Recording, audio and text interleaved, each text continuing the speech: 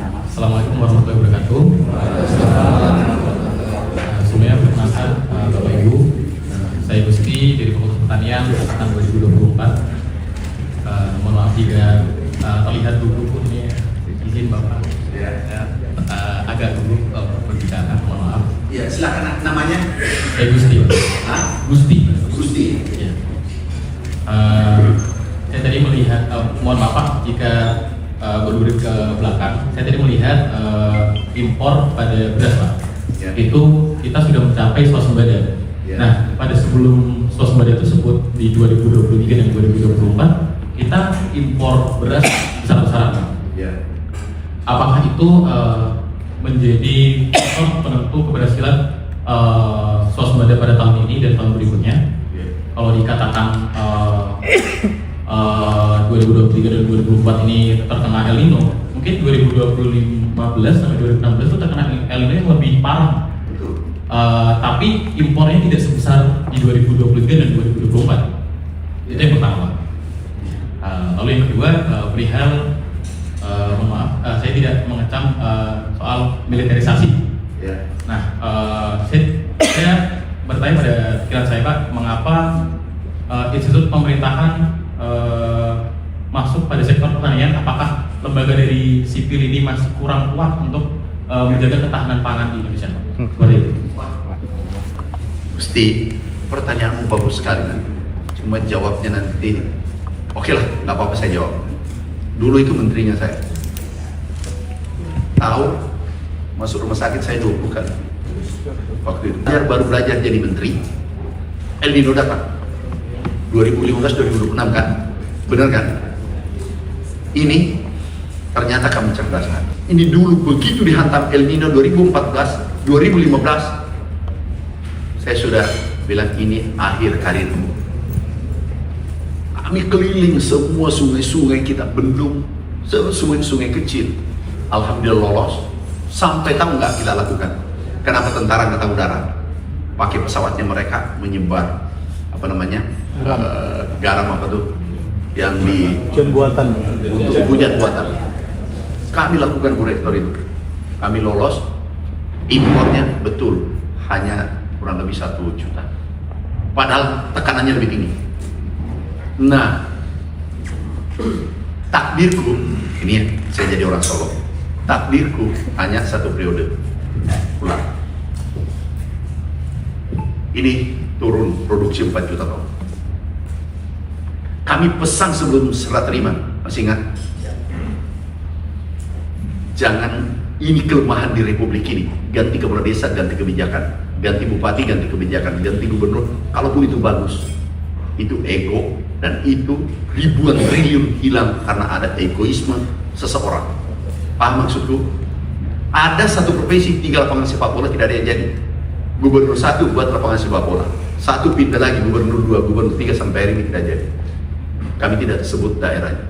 Itulah ego. Padahal program itu semua bagus. Ini pemerintahan ini berkesinambungan. Paham? Akhirnya turun impor 7 juta ton.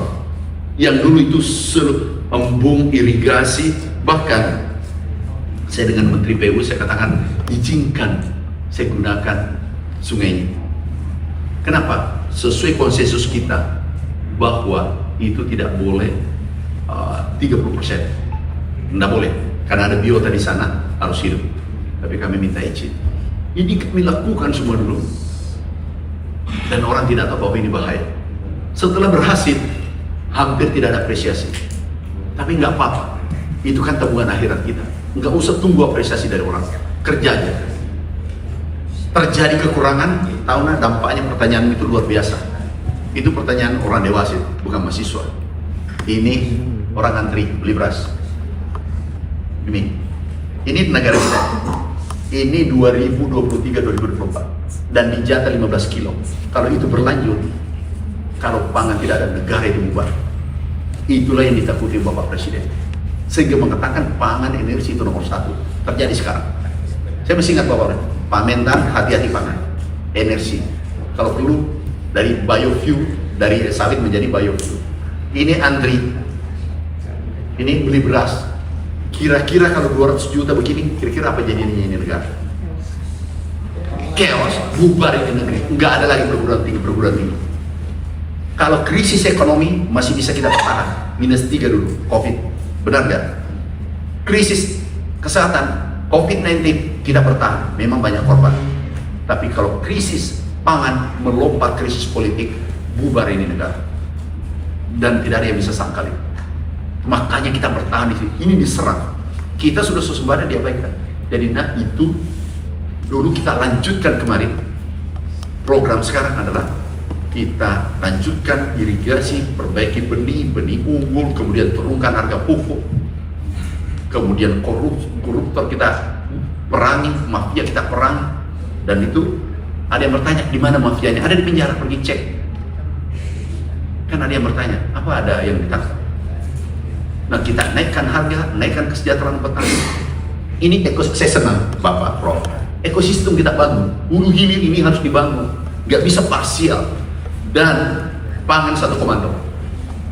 Dulu IMF Bulog urusannya sendiri, pupuk Indonesia urusannya sendiri, pertanian sendiri. Padahal pertanian tidak bisa berdiri tanpa Bulog. Pertanian tidak bisa berdiri tanpa pupuk. Benar nggak? Pupuk ini orientasinya profit oriented, mati ini rakyat. Paham maksudku? Rakyat menderita, rakyat rugi, tapi pupuk Indonesia untung 13 triliun, 7 triliun. Paham maksudku? Tidak sinkron, harus satu komando.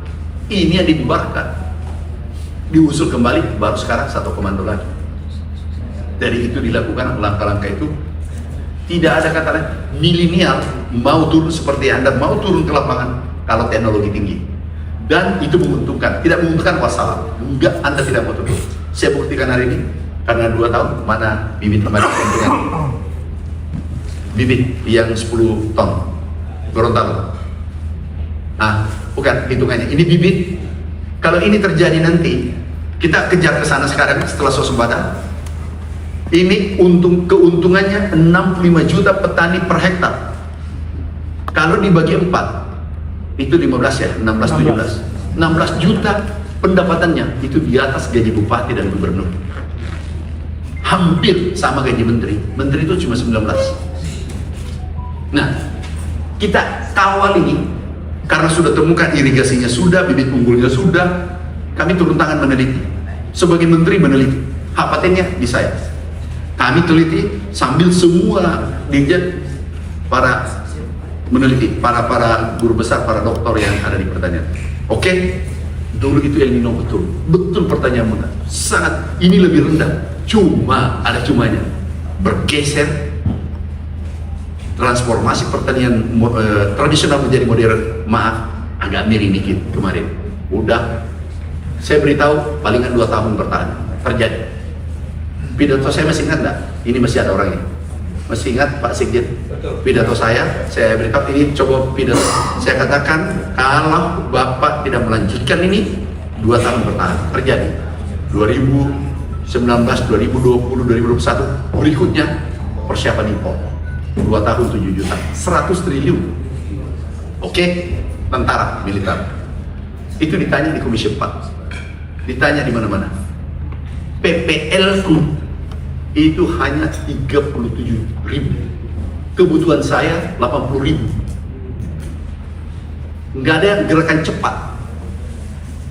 Nah, kalau mahasiswa mau gantikan bantu saya KKN itu, ini kan hanya apa ya istilahnya, hanya sebentar, ad hoc lah kalau ada sebentar. Nah, yang ngangkat kemarin di Komisi 4 kami ditanya, Pak Nintan kenapa pertanyaan kenapa militer? Ini Jawa Timur, Jawa Barat, Jawa Tengah nih pompanisasi. Pernah kan dengar pompanisasi? Ini yang menyelesaikan kemarin El Nino. Dan yang gerakan tentara tidak ada biaya. Kami minta yang bertanya kemarin, mau nggak gantikan? Aku suruh mundur, kami yang gantikan. Waduh, Pak Mentan kalau begitu lanjut saja. Makanya ini tidak ada biaya, tidak ada gaji, diperintah satu komando bantu negara karena dalam kondisi kritis. Kemudian setelah dia jalan, nggak ada lagi kan? Dia jalan sendiri. Pompanya dipakai rakyat Pak. Yang kedua di Merauke. Merauke ini Jawa Tengah, Jawa Timur. Coba ribuan itu ini mau dibawa dipasang dan butuh kita relawan. butuh kita untuk pasang seketika karena makan ini nggak bisa ditunda. Makan 2 hari tidak ya wassalam. Yang ngangkut ini karena El Nino, ketidakpastian alam sekarang. Agro climate El Nino, ada lagi El Nino Godzilla. Ini kami kirim pakai kapal angkatan laut. Nah, berapa biayanya? Dan harus tiba tepat waktu. Karena makan juga tepat waktu. Jam 7, jam 8, siang makan, tepat waktu. Ini harus tepat-tepat, harus komando, sistem komando. Setelah dia berhasil, coba tunjuk Maroke. Dan ini bukan pasukan tempur, Babinsa atau Babinsa ya? Ya Babinsa yang memang kerjanya pembina masyarakat di desa sama-sama kepala desa. Ini yang sudah berhasil, mereka testimoninya dengan ini semua. Kami hari Rabu kami ke sana. Kalau Anda mau ikut, boleh. Ikut sama saya. Oh, kalau mau ikut, boleh. Ada mau ikut? Satu hari bisa dapat 3 hektar sampai 5 hektar, tapi itu 1 hektarnya hitungannya dia dapat pendapatnya 1.250.000 sampai 2-3 hektar berarti kami bisa dapat 3.750.000. Itu per hektar saya per hari Pak. Kalau 1 bulan mungkin 15 juta. Dia dapat 15 juta, makanya orang takut. Dan di saat ini traktor diberikan hibah. Ini tanah adalah tanah mereka 60.000 hektar. Tidak ada bukan hutan seperti dibayangkan. Nah, ini juga kami lakukan ini saudara kita ini. Traktor kami serahkan, benih kita serahkan gratis dan tentara yang dampingi. Setelah berhasil kembali, semua kan cuma Babinsa. Di situ kadang kita minta bantu, ada kompi-kompi itu, tolong Pak, bina bantu. Dan apa salahnya kan negaranya? Toh tidak ada peran. Salah nggak? Nah, kalau dia membantu secara gratis tanpa digaji. Nah, kalau nanti mahasiswa, khusus mahasiswa ini, ada nggak mahasiswa GM mau seperti ini mahasiswa ini kami turunkan, dia dampingin semua. Karena orang sekarang begitu swasta, piro, ini sistem komando aja, bantu pada negeri, titik. Nah, PPL saya tidak cukup, nggak bisa jangkau di sana. Hanya 37.000, saya kekurangan 50.000, 40.000, 43.000 lah, kekurangan 50.000, 40 sampai 50.000. Sekarang ini, nah di mana kita bisa sulap? Harus dilatih dulu. Nah, Babinsa yang sudah tua senior itu lebih mengayomi, lebih pintar. Oke, selesai di mana? Mumpung dia bertanya, wanam. Ini kan Kurik ini dulu BT, ada juga 1 juta hektar. Itu dirancang dari dulu sejak Orde Baru. Kita bongkar. Saya bilang izin Bapak, ini adalah rawa, ini rawa. Lihat, ini fotonya, settingannya. Stop. Ini kayu-kayu, ini seperti ini karena rawa. Ini kami bangun dan difitnah pula. Kami kena fitnah. Nggak ada urusan. Semua yang tadi adalah milik rakyat. Ini milik BUMN. Udah. Dan kalau ada yang mau datang, saya sebagai kakaknya atau orang tuanya datang. Tapi pesawat kita ya tambah 3 orang, 4 orang. Karena cuma muatnya 14. Tapi bukan pesawatnya negara, punya saya dan gratis. Nggak pernah dibayar negara. Saya wakafkan diri untuk Merah Putih dan boleh cek di situ. Semua operasional saya, biaya pribadi itu Allah yang kasih. Jadi nggak lari, gaji aku serahkan anak yatim dari pertanian. Operasional biarlah saya tanggung sendiri karena saya ingin mengabdi pada negara yang kita cintai. Jadi itu yang kami lakukan. Karena ini negara itu transisi saja. Karena El Nino ekstrim, karena ekstrim gerakan kita harus ekstrim. Oke, yang satu nak tadi. Silakan tanya, bebas bertanya, bebas. Perkenalkan, saya Galih Paramasutejo, sering dikenal sebagai Bejo, dan saya sama seperti Gusti, mahasiswa dari Fakultas Pertanian dari S1 Proteksi Tanaman atau juga lebih sering dikenal sebagai Program Studi Hama dan Penyakit Tumbuhan. Jadi saya di sini ada beberapa pertanyaan, Bapak. Salah satunya itu untuk yang pertama itu mengenai metode tanam PMAS atau pertanian modern AS ya. Dan saya juga mencermati bahwa setelah 2 tahun penelitian, metode penanaman ini juga dirancang dengan beragam konsideran seperti mekanisme dan fisiologi tumbuhannya, dan juga mengenai ancaman hama dan penyakit yang ada. Saya juga barusan kebetulan riset dari postingan IG menjelaskan beragam metodenya yang cukup komprehensif. Namun yang pertanyaan yang timbul bagi saya itu apakah sistem penanaman ini tuh realistis untuk diterapkan secara nasional oleh petani-petani, terutama kan apalagi metode ini kan juga menggunakan smart and precision agriculture, dan seperti sejauh ini seperti yang saya pelajari itu memerlukan beragam fasilitas dan akomodasi yang mungkin dari petani sendiri tidak miliki. Jadi itu selain realistis itu apakah dari program ini itu akan didampingi oleh kebijakan ataupun akomodasi untuk memastikan konsistensi serta kelancaran dari berjalannya sistem PMAS ini. Lalu untuk yang kedua, ini mengenai status pencapaian swasembada pangan. Karena juga saya cermati swasembada pangan ini, terutama swasembada beras, telah dicapai pada beragam lot waktu. Namun salah satu pertanyaan yang timbul di saya itu pertanyaan yang timbul di saya dan rekan saya adalah mengapa dengan adanya kita bahkan surplus dan bahkan cadangan yang sudah mencapai 16 juta yang merupakan angka yang luar biasa, mengapa kita masih mengejar ekstensifikasi lahan atau perluasan lahan sebagai salah satu program utama. Dan berkaitan dengan itu, apakah dengan terjadinya perluasan lahan ataupun luas panen itu bisa meningkatkan kesejahteraan petani? Karena melalui analisis data sekilas yang saya dapatkan dari Badan Pusat Statistik itu terdapat 2 tahun yang dimana itu sebenarnya terjadi penurunan luas panen secara hektar areanya dari 10,45 ke 10,27 juta hektar area. Namun di situ nilai tukar petani yang digunakan sebagai pengukuran kesejahteraan petani itu malah justru meningkat dari 100,43 menjadi 107,63. Jadi saya juga penasaran apakah dengan peningkatan dan dengan penerapan alih fungsi lahan untuk ekstensifikasi ini merupakan hal yang baik untuk kesejahteraan petani.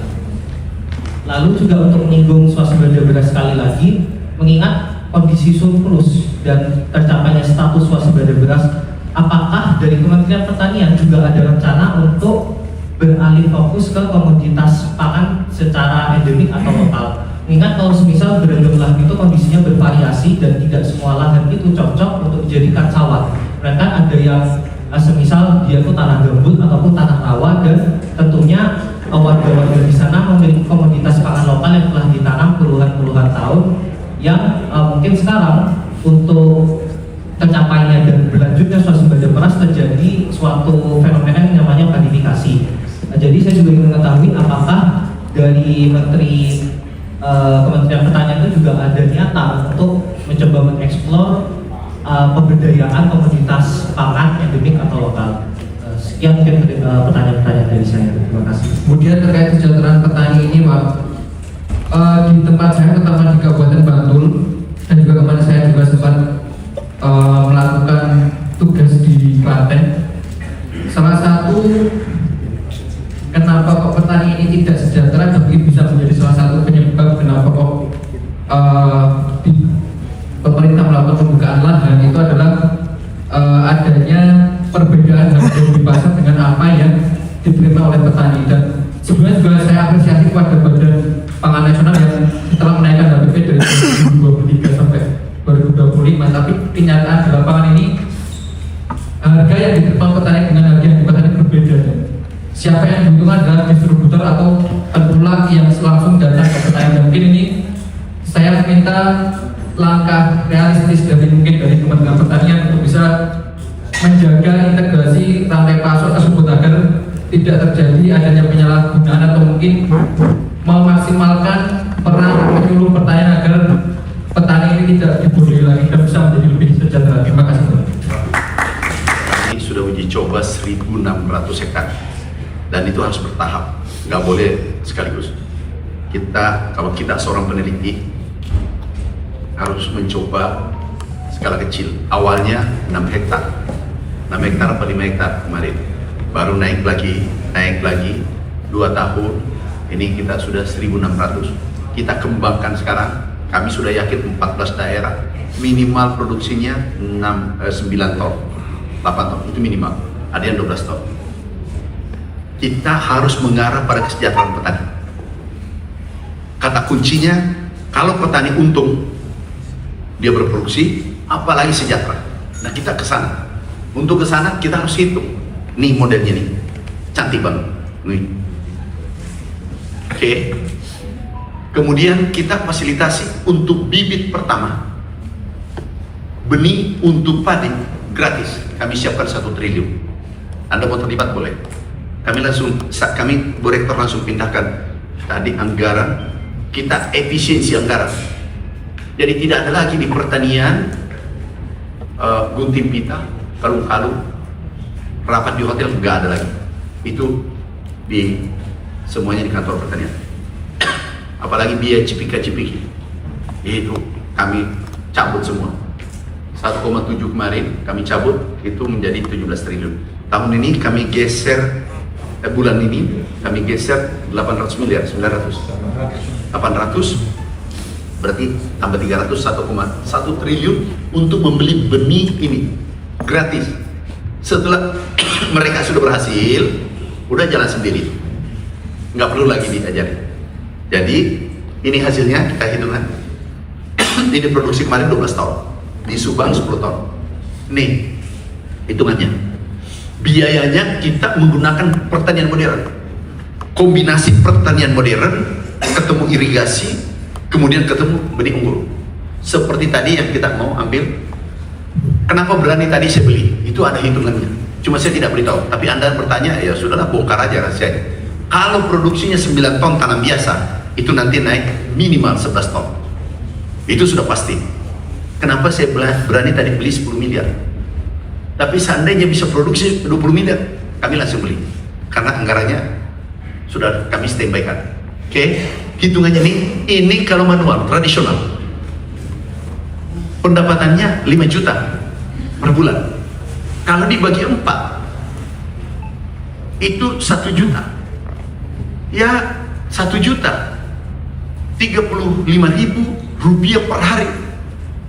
Makanya kemarin ada seorang dosen, mungkin Anda pernah lihat, turunkan harga. You sadis banget. Tahu nggak pendapatan petani kita? 35.000 rupiah per hari, 1 orang. Paham maksudku? Ini harus diangkat. Jadi konsumen dijaga, petaninya dijaga. Petani 115 juta petani padi. Kalau ini berhenti tanam karena rugi terus, kita impor. Begitu kita impor, negara lain tidak stop impor seperti 2023. China janji, India janji 1 juta Bu Rektor. Ada, cuma janji aja. Sudah presiden datang, nggak ada hasilnya. Dan 22 negara menghentikan ekspor pada saat El Nino. Kira-kira tidak bubar ini negara? Bubar kan?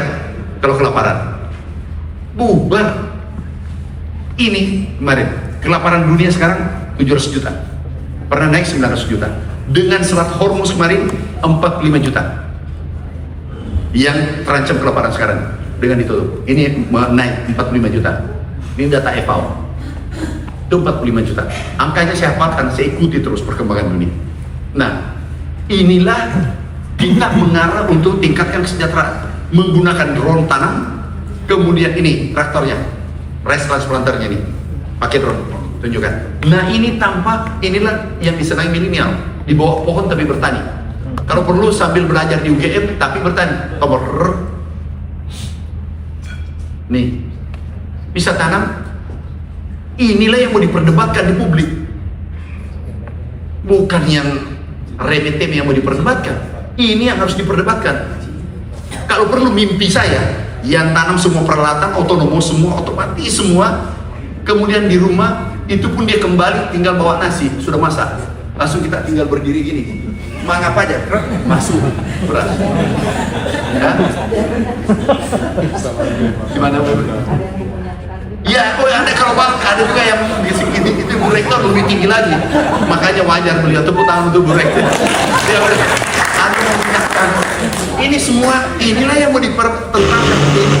Ini drone bisa 25 hektar satu hari. Dulu 25 hektar, 25 hari 1 hektar. Ini drone. Mana drone? Iya drone ini.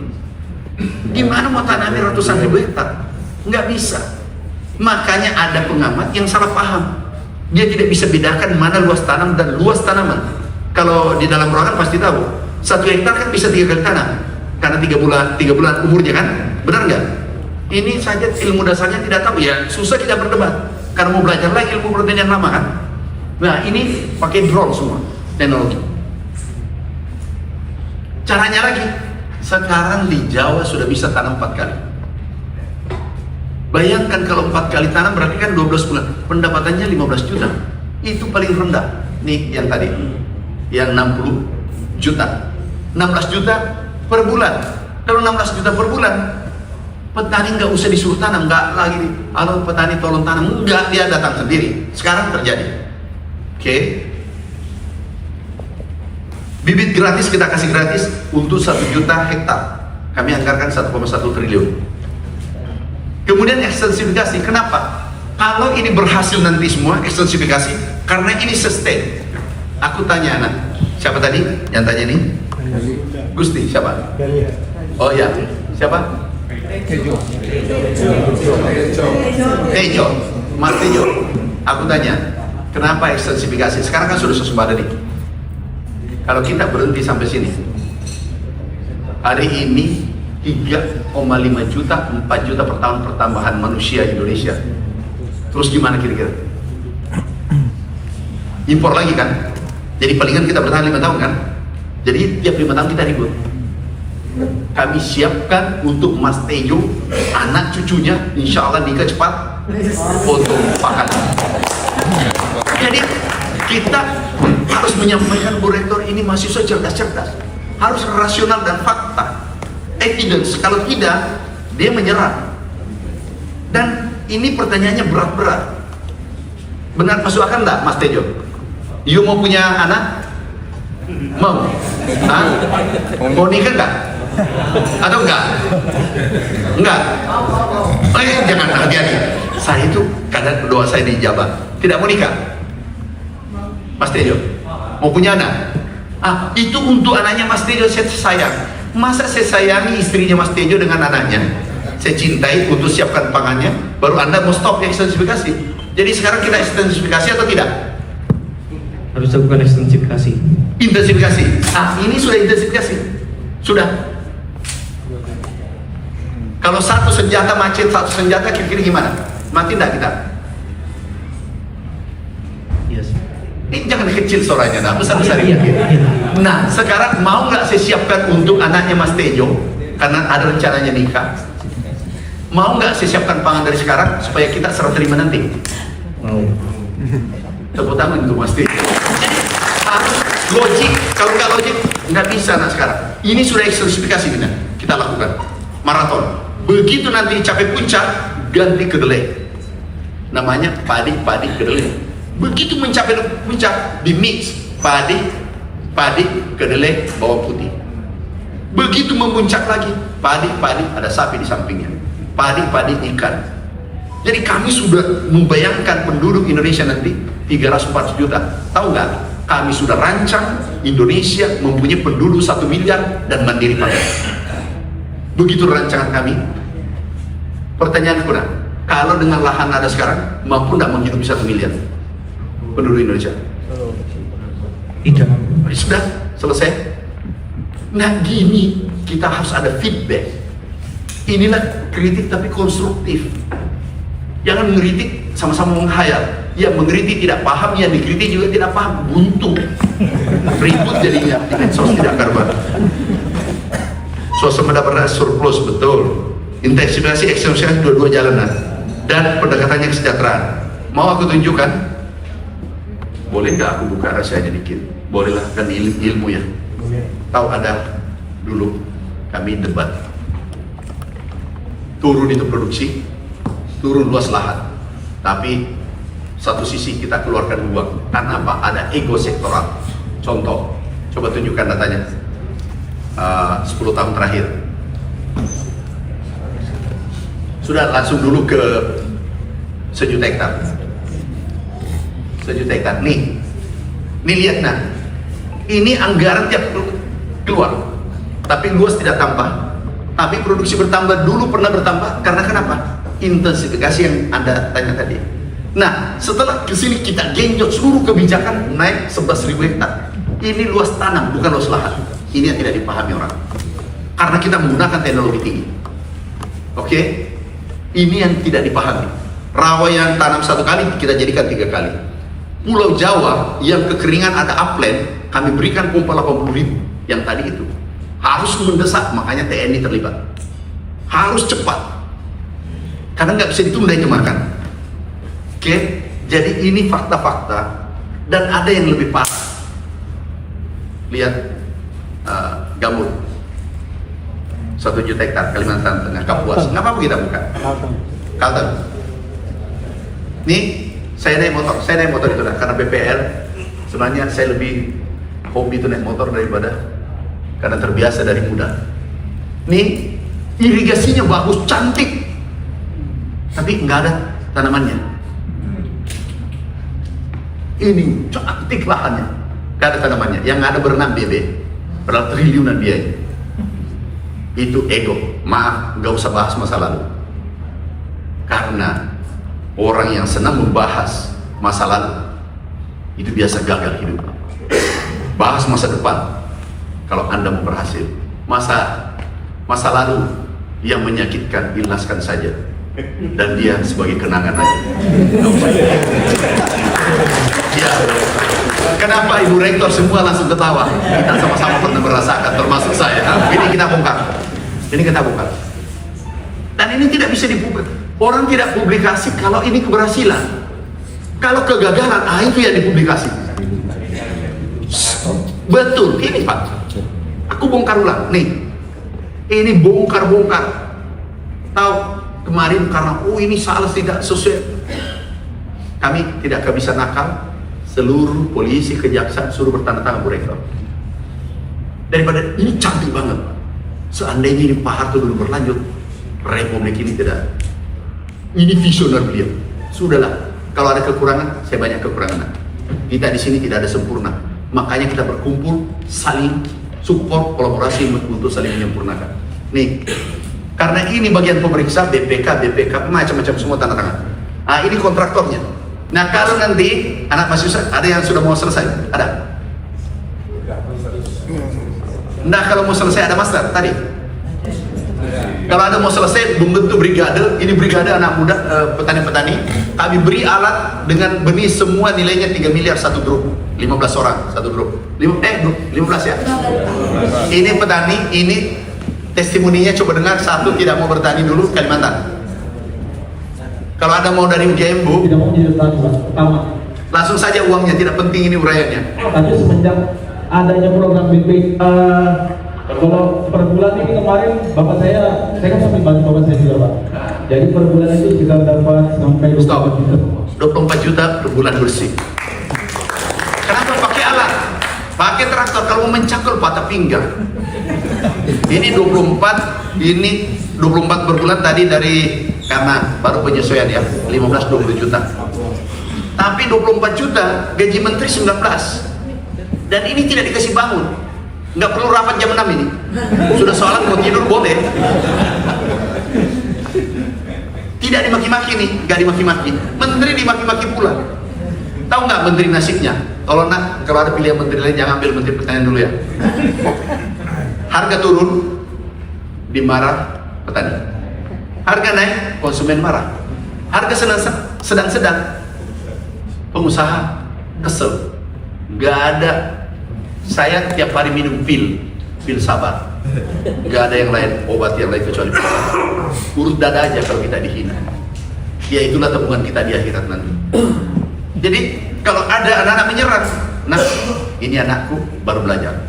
Kemarin di Sulawesi Tenggara, Gorontalo, sini nanti. Berteriak pakai toa, wow, sini. Aku tidak tulis, masih muda. Ini nanti. You minta apa?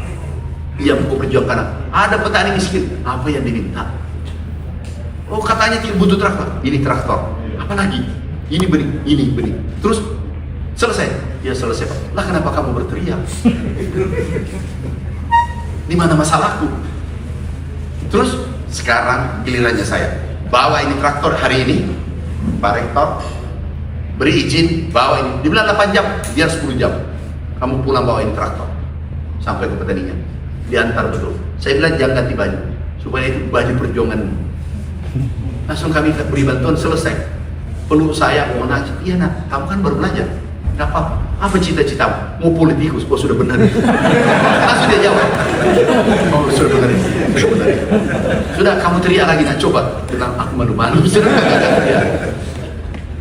Kalau maaf, dulu demo 4.000 ya di UNAS, di pertanian. Bu Rektor, kalau kami langsung datang. Karena kalau dia ada datang peternak itu yang berteriak mana dulu 4.000 itu fotonya. Pasti ada yang keluhan di situ. Kalau anak bayi menangis, pasti ada poponya atau apanya diganti atau ada virus atau apa. Tanya apa? Kecuali ingin meronron negara, kita tempuh. Negara harus hadir kalau ingin mencederai ini bangsa yang kita cinta. Benar nggak? Setuju nggak mahasiswa dibela di negara? Setuju nggak? Kenapa kecil suaranya? Setuju nggak koruptor itu diberesin? Setuju nggak mafia itu diberesin? Berarti kita sama. Di mana perbedaannya? Nah, sekarang nih peternak pakai apa masalahnya? Masalahnya, kalau tahu apa masalahnya? Wah ini nih tanda-tanda apa lagi ini tanda-tanda ini sudah selesai. Ayo kita makan bersama. Yang salah kalau kami hadir itu untuk rakyat seperti Bu Rektor. Saya itu senang UGM. Yang pertama untuk rakyat, kemandirian dan sustainable, berkelanjutan. Ini UGM luar biasa. Jadi ini yang kita perjuangkan juga. Sama perjuangan kita, cuma kadang salah, beda. Oh ini lucu, turunkan Menteri Pertanian, turunkan. Begitu keluar Menteri Pertanian seumur hidup, selain aja, yuk kita gampang, ini kita menderita. Dia demo lagi di luar Bu, Menteri Pertanian seumur hidup. Ya nak, oke. Nah itu nanti kalau kita tanam itu berdasarkan keunggulan komparatif. Pertama culture, budaya. Orang Lampung budaya tanam ubi itu yang didorong. Oke. Di Jawa padi, tebu Jawa Timur, kemudian kedelai itu didorong berdasarkan keunggulan komparatif. Apa itu? Agroclimate dengan budaya setempat. Kemudian ini tanah, dan itu penting. Bu Rektor ada yang paling bagus itu, smart farming dengan precision agriculture. Kalau itu digabungkan, dia produksi turun, tapi itu masih panjang perjuangannya. Produksi naik 2 kali lipat. Kami uji coba dulu di Bombana. Karena saya senang kalau ada baru. Karena smart farming ini dia mengetahui semua kondisi itu. Contoh nih, butuh air 1 botol, ngapain dikasih 1 ember? Butuh pupuk NPK. Jadi nitrogen, fosfat, dan ini 3. Nah, ini kebutuhan, ini berapa kebutuhannya? Unsur mikro 16, berapa di dalamnya? Yang mana terbatas? Ini nih, kami pakai ini. Drip irrigation. Jadi tetes, produksinya 160 ton, 140 ton, padahal pupuknya sangat rendah. Ini tanamannya, mari. Jadi kami senang ini. Dulu kecil, sangat kecil. Ini tingginya baru 8 bulan, tingginya 3 meter lebih. Tapi itu makanan langsung ke mulutnya Bu, ke apa namanya, ke akarnya dalam bentuk koloi. Sudah siap dikonsumsi. Itu hanya 30% pupuk 40. Gila nggak? Kalau seluruh Indonesia seperti itu, yang Yus sebut tadi, siapa tuh nak? Yang Tejo dengan siapa? Kalau itu terjadi, you yang lanjutkan. Tahu bisa menghemat puluhan triliun, ratusan triliun, ribuan triliun negara ini. Tapi itu panjang, kenapa biayanya mahal? Itu dulu saya keliling dunia tuh, dapat itu. Tapi ada salah satu negara, ya janganlah saya sebutkan. Ini Duda namanya. Duda. Makanya tadi saya selalu dengar Duda ya. Mas Duda. Harga petani, harga gabah di sana berapa nak? Sebut. Gimana Pak? Harga gabah. Kampungnya di mana? Kampungnya tadi langsung Klaten. Bantul. Iya, saya di Bantul. Berapa harganya?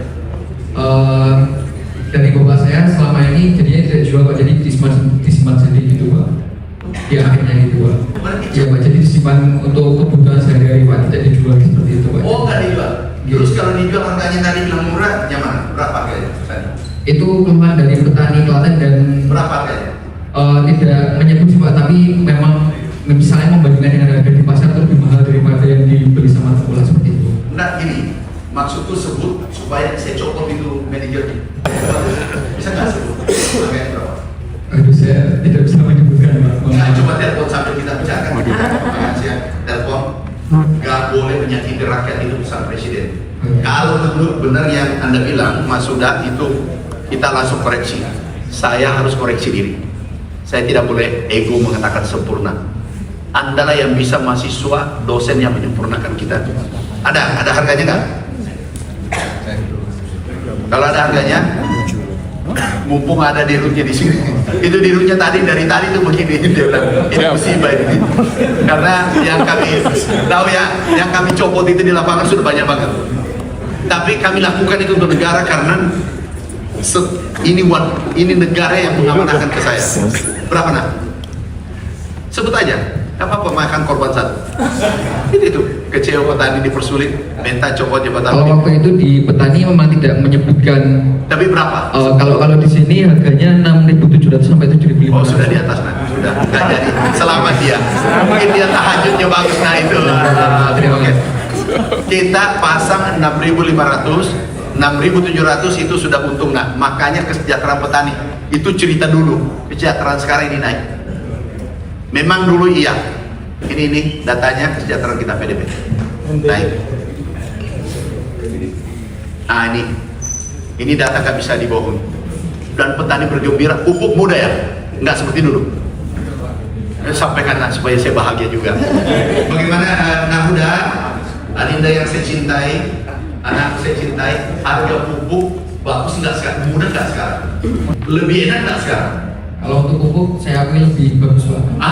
Penyaluran kami kelompok tani dari itu lebih murah dan sama petani-petani dari kelompok kami pun sangat bersyukur dengan hal tersebut Pak. Itulah saya berdiri di sini. Sepertinya sudah hilang capeknya saya. Itulah keinginan kita. Dan nanti berikutnya Pak, sempurna UGM ini. UGM menjadi pioner yang tadi bawang putih itu di tempatnya Bapak, sekitarnya UGM. Kemudian kedelai itu menggetarkan dunia itu. Tahu menggetarkan dunia Pak? Seluruh ekspor itu negara besar dan langsung kita hentikan. Nah ini butuh jadi jangan 1.000 2.000. Nah total kesepakatan kita hari ini Ibu Rektor saya hitung 32 miliar, 32,5 miliar kesepakatan kita. Insya Allah 1 bulan. Oh dengan kurang lebih 40 miliar karena ada peralatan. 40 miliar karena ada peralatan nanti gratis. Bu Rektor, ini kami jadikan awal kerjasama yang baik dan kami ingin ini aksi nyata karena rakyat menunggu kita. Tapi kalau ini berhasil, ini masa depan Indonesia. Penentunya adalah yang kita tadi putuskan, kedelai, bawang putih, padi dengan kakao. Berarti 4 diborong ya.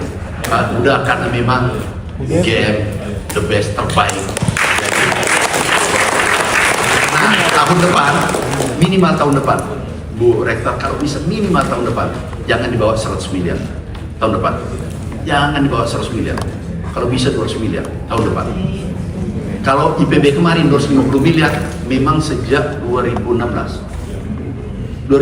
ya, 17 kita tempel. Ini Pak Samerudian, Profesor Desrial, ini sama-sama mengawal. Nah, kalau ini kita lakukan lompatan. Kenapa? Dosen-dosen IPB hebat dan berada di pemerintahan di mana saja. Mahasiswanya lebih kritis tapi konstruktif, dan kami bangga dengan itu. Kita kerjasama. Insya Allah tahun depan target kita berapa Bu Rektor? Bisa 200? Bisa Prof ya? Kalau Pak Prof sudah ketua MWA bisa ya? Enggak. Jadi masa kalah dengan perguruan tinggi lain? Selalu namanya di atas UGM.